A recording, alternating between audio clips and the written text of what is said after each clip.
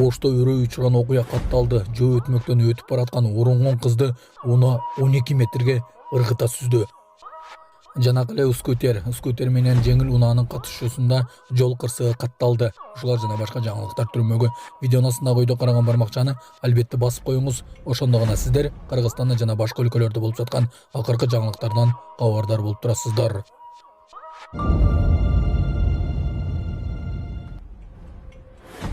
Ошто жол чейинен өтүп бараткан кызды унаа учура сүзгөн. Ош шаарында жөө адамдар өтүүчү жол чейинен басып бараткан аялды учура сүзгөн айдоочу кармалды. Бул тууралуу Ош шаардык ички иштер башкармалыгынан кабарлашты. Маалыматка ылайык, кырсык 2-апрелде Ленин көчөсүндө болгон окуянын видеосу жарыяланды. Анда көрүнүп тургандай, аял киши жөө өтмөктөн бара жатканда аны ылдам келе жаткан Hyundai унаасы сүзгөн. Шаардык милиция 34 жаштагы айдоочу кармалып, унаасы айып короого токтотулганы кабарланды. Ал эми 21 жаштагы жабырлануучу ооруканага дароо жеткирилген. Абалы жакшы экени кошумчаланды. Булак Спутник KG. Түндүк тиркемеси аркылуу эми жарандар аты жөнүн онлайн өзгөртсө болот. Эми жарандар аты жөнүн өзгөртүү үчүн түндүк тиркемеси аркылуу арыз тапшырса болот. Бул тууралуу кызмат мамлекеттик мекемеси билдирди. Аты жөнүн өзгөртүүнү каалагандар тиркемеден аты жөнүн өзгөртүү кызматын тандап, өзгөртүүгө негизделген күбөлүктүн түрүн көрсөтүү зарыл. Жаңы аты жөнүн киргизип, зарыл маалыматтар толтурулат. Андан соң фото идентификациядан өтүп, булуттук электрондук колтамга менен арызга кол коюу керек. Маалыматка ылайык, арызды кароо мөөнөтү 3 же 10 иш күнгө күбөлүктүн түрүнө жараша созулат. Ал эми жеткирүү баасы 142 сом, бирок жеткирүүнүн баасы күбөлүктүн түрүнө жана жеткирүү тандоосуна жараша өзгөрөт. Бул кызмат санариптик кызмат көрсөтүүлөрдү өнүктүрүү, жарандарга ыңгайлуу шарт түзүү максатында санариптик өнүктүрүү министрлигине караштуу түндүк мамлекеттик мекемеси менен биргеликте ишке ашырылды деп билдирди мекеме. Ошондой эле кызмат кезексиз, кагаз иштерисиз күнү-түнү жуманын 7 күнү онлайн жеткиликтүү экени кошумчаланды. Булак Супер KG. Бишкекте скутерчен жигит менен жеңил унаа сүзүштү. Бишкектеги Бакай ата жаңы конушунда скутер айдаган жигит менен Toyota Camry унаасы сүзүштү. Мындай видео социалдык тармактарга тарады. Кырсыктан скутер айдаган жигит ооруканага жеткирилген. Ал эми жеңил унаанын айдоочусу окуя болгон жерден качып кеткени айтылды. Милициянын кайгыл кызматы бул кырсык боюнча азырынча өн ката элек. Булак Супер KG. Урматтуу мекендештер, өзүңүздөргө белгилүү болгондой, Москва шаарында рейдтер, массалык кармоолор күч алууда. Андыктан документи жок жүрүүдөн абайлаңыз. Эң башкысы официалдуу адамдарга кайрылыңыздар. Таза регистрация мыйзамдуу түрдө даярдайбыз. Мөөнөт өтүп кетсе, базадан чыгып кетсе, Сахаровага карточка, ДМС, ИНН, СНИЛС, ОМС, медкарта, трудовой договор, кара тизмеден текшерүү, иш кагаздарда кандай көйгөй болбосун, кайрылыңыздар. Байланыш телефону +7 929 541 02 05. Бишкектеги жайма базардын аймагынан 8 тоннага жакын таштанды чыгарылды деп маалымдады мэриянын басма сөз кызматы. Буга чейин аталган базар Кулиев, Токтогул, Москва көчөлөрүн ээлеп келген. Жыл башынан бери Ош базарынын аймагында муниципалдык инспекция 202 000 сомго 64 протокол түзгөн. Алардын ичинен антисанитария, чар жайыт соода, таштанды чыгарууну, эскертүүлөрдү аткарбоо боюнча мыйзам бузуулар бар. Жайма базардын соодагерлери Фучик көчөсү менен Москва көчөсүнөн баштап май коюучу жайга чейин жолдо эки тарабына көчүрүлөт. Соода иши ишемби, жекшемби күндөрү гана жүргүзүлөт. Калган күндөрү соода мыйзамсыз деп эсептелет. Эми перекуп болуп оокат кылат да эми. Бияка турбай кыйын болуп атат, сен айтпайсыңбы? Давай быстрее уходи, он тебя фотографирует, давай быстрее уходи со своими вещами. Это что, это мусорка, это натурально, куда вы это все видите, вот это вот смотрите? Жети өгүздөгү Боз Бейшик айылынын имамына унаа берилди. Ысык Көл облусунун Жети өгүз районуна караштуу Боз Бейшик айылынын тургундары айыл имамы Нурланбек Урдолотовго Hyundai Sonata Fe үлгүсүндөгү унаа белек кылышты. Нурланбек Урдолотов Боз Бейшик айылынын имамы болуп 2012 жылдан бери эмгектенип келет. Имамчылык Кудай жолунда эл алдында да жоопкерчиликтүү кызмат болгондуктан дин сабаттуулугун арттыруу үчүн атайын мерчемделген ислам дининен илим алып, республикалык тартипке ылайык билимин жогорулатып, элге бирге кызмат кылууда. Урделетов Нурланбек Шаршиевич 1968-жылы Ысык-Көл облусунун Жети Өгүз районуна караштуу Позбечик айылында туулган. Жубайы Кайыркүл Турусбекова менен 2 уул 3 кызды татыктуу тарбиялап өстүрүшкөн. Учурда 11 небереси бар. Урматтуу аскер кызматкерлери, Аскерлерин чыгарып жиберип өзү калган Ташиев чек арада каза болгон Дастан Анарбековду эскерди. Кече 7-апрелде Талас облусунун Аманбаев айыл аймагында Дастан Анарбеков атындагы балдар бакчасы пайдаланууга берилди. Иш-чарага УКМК төрагасы Камчыбек Ташиев, чек ара кызматынын 2029 аскер бөлүгүнүн өздүк курамы, жергиликтүү бийлик өкүлдөрү, бала бакчанын тарбиялануучуларынын ата-энелери катышкан. Бала бакчага Баткен районунун Достук чек ара заставасынын аскер кызматкери 2022-жылы чек арада куралдуу кагылышууда баатырдык менен курман болгон лейтенант Дастан Анарбековдун ысымы ыйгарылды. Камчыбек Ташиев ата-энесине кайрылып Дастан Анарбековду эскерди. Мен дагы бир жолу Дастандын ата-энесинин алдында башын ийип таазим этем. Дастан балабызды төрөп өстүрүп тарбиялап чоңойтуп элдин канын көрө турган жигит кылдыңыздар. Бул өмүрдө Дастан уулубуз өзүнө тагылган милдетти ак таза аткарып кетти. Балабыз чынында баарыбызга үлгү болду. Достук айылын коргоду. Өзүнүн кол алдындагы аскерлерин чыгарып жиберип, акырына чейин мектептин имаратында калды. Аягына чейин атышып, ошол жерде каза болду деди ал. Саламатсыздар, урматтуу кыргыз элим. Менин аты жөнүм Токтогулова Атинай. Мен сиздерге кайрылуумдун себеби кызым азыркы учурда катаракта оорусу менен жабыркап келет. Кызымдын көзүн тез аранын ичинде операция жасатпасак, абалы күндөн күнгө оорлошуп баратат. Операциясына $3000 суммадагы каражат керек болгондуктан мен сиздерге кайрылып жатам, урматтуу кыргыз элим. Сиздер үчүн 50 сом, 100 сом кичине суммадагы акча болсо мен үчүн чоң суммадагы акча болуп жатат. Кайтыгер карабай ошо кызымы жардам колун суна кетиңиздер, урматтуу кыргыз элим. Бала ооруса эненин жүрөгү ооруйт дейт, ошо эч бир энени бала менен сынабыз. Сиздерден кайрымдуу сурап кетем, урматтуу кыргыз элим. Менден кайтпаса дагы ушу Аллахым аны кайтсын. Реквизит карталардын баардыгы өзүмө тийиштүү. Банк 19-20 дейін айтты деп чыгат. Ал эми Россия өлкөсүнөн котором дегендерге Сбербанк бар. 37-98 Орунбек деп чыгат. Өзүмдүн энем ал азыркы учурда Россия өлкөсүндө иштеп келип жатат. Урматтуу аскер кызматкерлери, урматтуу Дастандын атасы Алмаз Анарбекович, апасы Сауле Бакытовна. Мен сиздердин алдыңыздарда дагы бир жолу өзүмдүн башымды ийип ушул таазим этемин. Себеби Дастан балабызды төрөп өстүрүп, тарбиялап, эрезеге жеткизип, элдин камын көрө турган жигит кылып өстүрүп, жана ошол жерде Дастан балабыз сиздер айткан тилекти орундатып кетти. Бул жашоодо, бул өмүрдө, бул ошол Алла Таала берген жалган дүйнөдө Дастан уулубуз өзүнө тагылган милдетти, биринчиден ата-энесинин тарабынан тагылган милдетти, экинчиден мамлекет тарабынан тагылган милдетти ак таза, ак жүрөгү менен өзүнүн ошол алган тарбиясына жараша аткарып кетти. Эми ошол окуя боюнча мен бир-эки сөз айтып коеюн, урматтуу аксакалдар, жергиликтүү тургундар. Себеби ошол Дастан балабызды тарбиялаганда, өстүргөндө, окутканда силер бирге болгонсуңар. Ошо балабызды көргөнсүңөр. Ошо балабыздын ушул жерде канчалаган жаштык, балалык издери калган. Ошондуктан мен айтат элем, ошо балабыз чынында баарыбызга үлгү болуп кетти.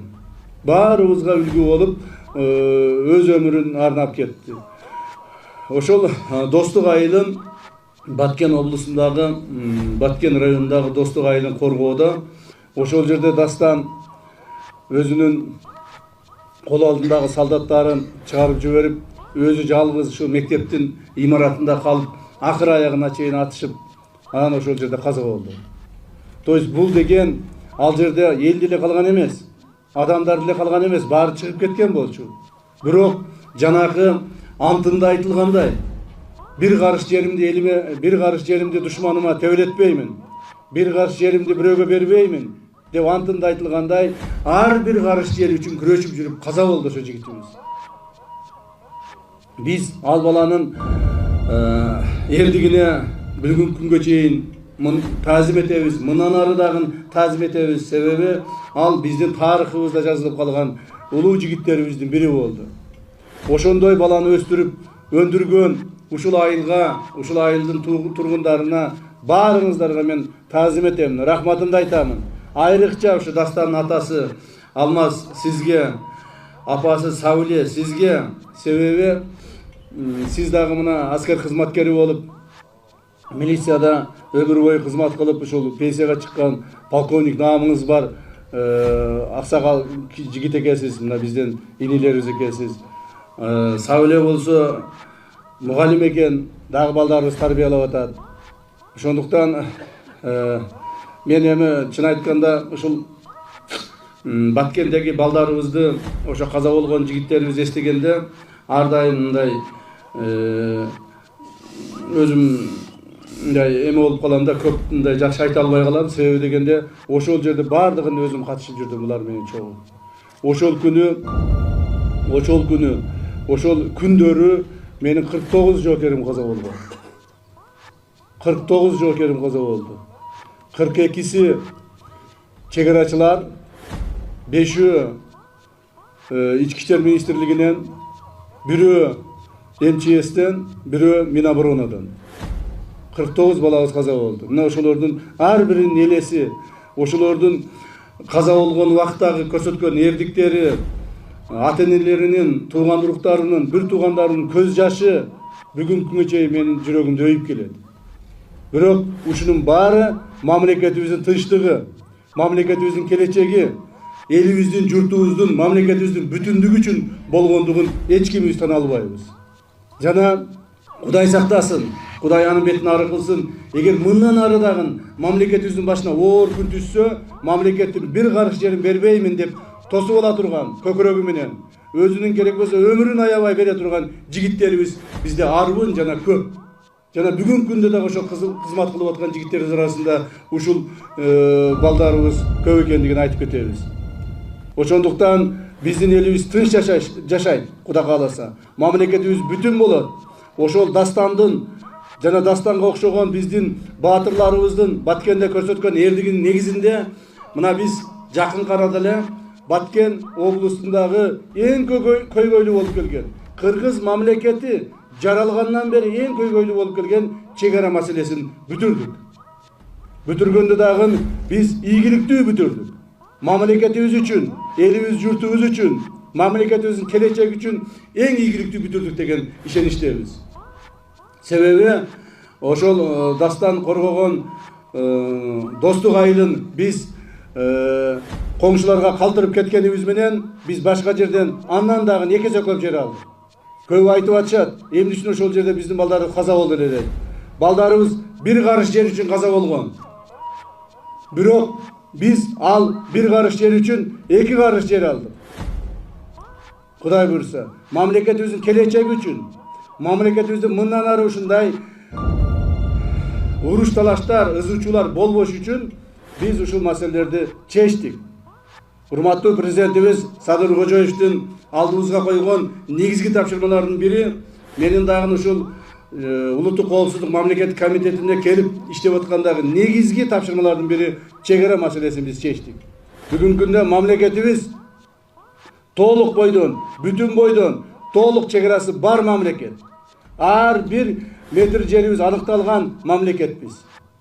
Мындан ары Кудай буйрса ошол Баткен жергесинде жана түштүктөгү Өзбекстан менен болгон жерлерибизде демаркация иштерин бүтүрүп алсак, биздин мамлекетибиз толук бойдон көз карандысыз, эркин жана чек арасы такталган мамлекет болуп түзүлөт. Ушул убакка чейин андай болгон эмес. Урматтуу аксакалдар, жакшы билесиздер. 100 жылдан бери, 1924-жылдан бери биз ушу коңшулар менен такташа албай келебиз.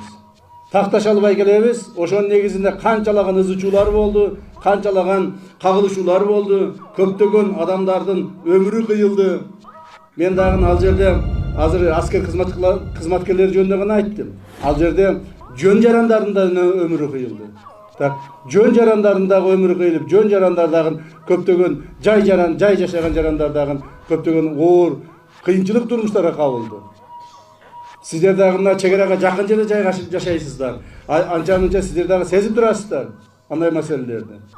Ошондуктан урматтуу элим, урматтуу журтум, урматтуу таластык туугандар, биз мындан ары дагы ушу Дастан балабыздын эрдигин даңктап, даңазалап, ушул жерде, ушул Дастан бала бакчасында Дастандын өмүрүнө окшобосун, бирок Дастандын чечкиндүүлүгүнө, Дастандын эрдигине, Дастандын кулк мүнөзүнө, ошол баланын мамлекетти сүйгөндүгүнө жараша ошондой балдар тарбияланып чыксын.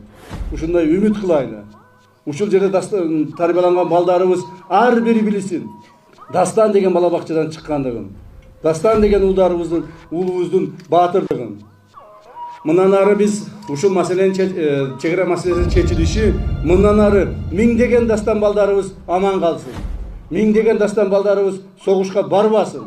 Согуш болбосун мындан ары. Мына ушул максатта ушул бүгүнкү бала бакча ачылып отурат. Эми бул жерде ушул айылдын балдары, ушул айылыбыздын кичинекей балдарыбыз жакшылап тарбия берсин. Тарбия берген эжеке агайларыбыз ушуларга күч кубат берсин. Андан сырткары, урматтуу туугандар, балабыздын элесин, балабыздын эстелигин ушул Дастан балабыздын. Дастан силердин балаңар, а менин жоокер балам. Менин жоокерим болгон. Ошондуктан урматтуу туугандар, ушул балабыздын, Дастан балабыздын мындан аркыдагы элесин ушул айыл эч качан унутпайт деген ойдомун. Айыл эле эмес, бүт мамлекет унутпайт. Дастан балабыздын элесин мамлекет унутпайт. Ушундай баланы тарбиялаган сиздерге мен дагы бир жолу таазим этем, урматтуу аксакалдар, урматтуу эл журт. Себеби ошол Баткен койгулаңында Дастанга окшогон балдарыбыз мамлекетибиздин бардык региондорунда болду. Чүйдөн болду, Көлдөн болду, Таластан, Нарындан, Жалал Абадтан, Оштон, Баткендин өзүнөн бир дагы регион калган жок. Бардык региондон барган балдарыбыз көкүрөгүн тосуп, жандарын берип ошол жерде. Бирок мамлекетибизди сактап калды, ар намысыбызды сактап калды. Биз кайсыл бир деңгээлде кыйналганыбыз менен ар намысыбызды сактап калдык. Ошол күндөрү биздин мамлекетибизге 12 жеринен мамлекеттин чегарасын бузуп кирип келген душмандардын баарыны кууп чыктык. Бирөөнү калтырбай.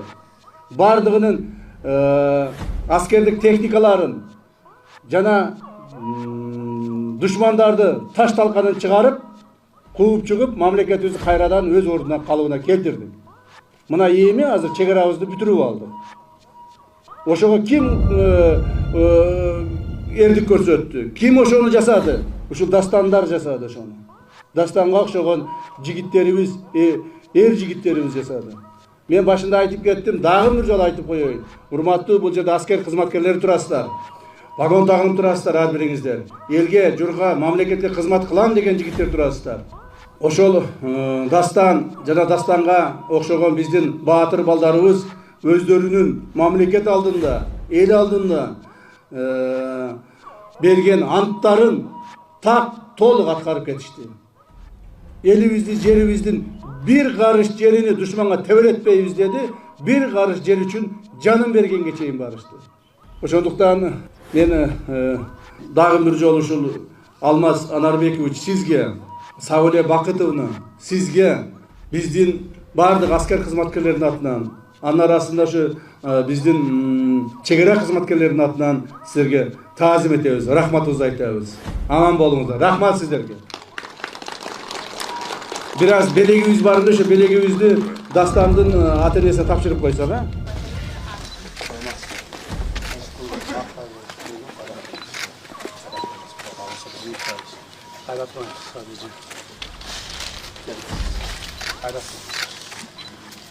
Но бир аз болсо да сизге бизден белек, биздин аскер кызматкерлеринен.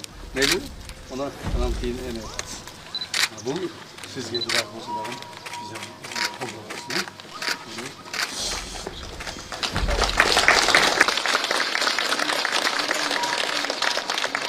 Ар дайым мен ыйлап турам, булардын ар бирин мындай өзүм өстүргөндөй ушундай эме болуп турам. А сиздин болсо өзүңүздүн жаныңыздан чыккан бала. Конечно, сиз өтө капа болосуз, кайгырасыз. Бирок эми айла жок. айла жок. Балабыз бул дүйнөдөн баарыбыз өтөбүз. Жакшыбыз дагы, жаманыбыз дагы, карыбыз дагы, жашыбыз дагы бул жалган дүйнөдөн баарыбыз өтөбүз. Бирок ушул жашоодо өзүнүн мындай эл үчүн деп жанын берип кеткен балдарыбыз аз болот. Ошолдун катарында Дастан бар. Кайрат кылыңыз, кайрат кылыңыз. Сизге кызмат келип кайрат кылыңыз. Келинибизди жакшылап караңыз. Рахмат сизге. Рахмат. Урматтуу мекендештер, урматтуу коноктор, бүгүн мен үчүн жүрөк толкунаттар ошол эле учурда сыймыкка бөлөнгөн улум даштарыбызды алып жүргөн бала бакчанын ачылыш аземи чогулуп отурганыбызга терең ыраазымын. Дастан мен үчүн жөн гана уул эмес, эл үчүн жанын аябаган эр жүрөк жигит, мекен үчүн, өмүр үчүн арнаган батыр. Анын кайратмандыгы, элине болгон сүйүү ар бир ата эне үчүн үлгү боло тургандай сапаттардын бири. Уулумдун ысымы бул ыйык жайда бөбөктөрдүн күлкүсү, мугалимдердин ак пейили жана ата энелердин үмүтү менен жашай турганын ишенем. Бул бала бакча Дастан сыяктуу эр азаматтарды тарбиялап чыгаруу, мекенге кызмат кылган улуу иштин башаты болот деп тилек кылам. Мен уулумдун өмүрү кыска экен болгону менен анын артында калтырган изи терең экен. Бүгүн дагы бир ирет ынадым. Мындай чоң урмат көрсөтүп жаткан эл журтума, бийлик өкүлдөрүнө, демөөнчүлөргө жана бул ишке катышкан ар бир адамга чын жүрөктөн ыраазычылык билдирем. Мейли бул бакча тынчтык, достуктун, биримдиктин символу болсун. Келечек мун эч качан согуш көрбөй, бейбил турмушта өсүп жетилсин деп тилейм. Рахмат сиздерге. Бул жер жакты Дастан балабыздын бурчу. Бул өзүнүн кийип жүргөн мынакей формасы, баш кийими, мына кызыл диплом менен бүтсөн бул балабыз жогорку окуу жайды дипломуна чейин өзүнүн жазып жүргөн күндөлүк өзүнүн күндөлүгү да турат.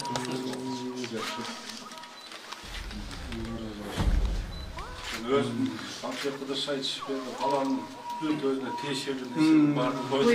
Ушулардын эң туура кылган себеби мына Ардак грамоталары убагында алган. Кудай калса жакында мамлекеттен сыйлык беребиз.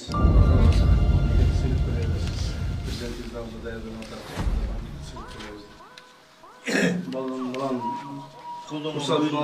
погондору, ажакта өзүнүн кийген кийимдери, парадный Дастан өзі қайырдан білген ма? Бішкек нөлден білген бе? 88 баланың ішінде жалғыз кыз дипломмен бүткен бала екен. Ушундай бул деген билими бар, тарбиялуу бала болгондо ошон үчүн кыз дипломмен бүтчү оңой эмес. Саатынан берип турат мына бай.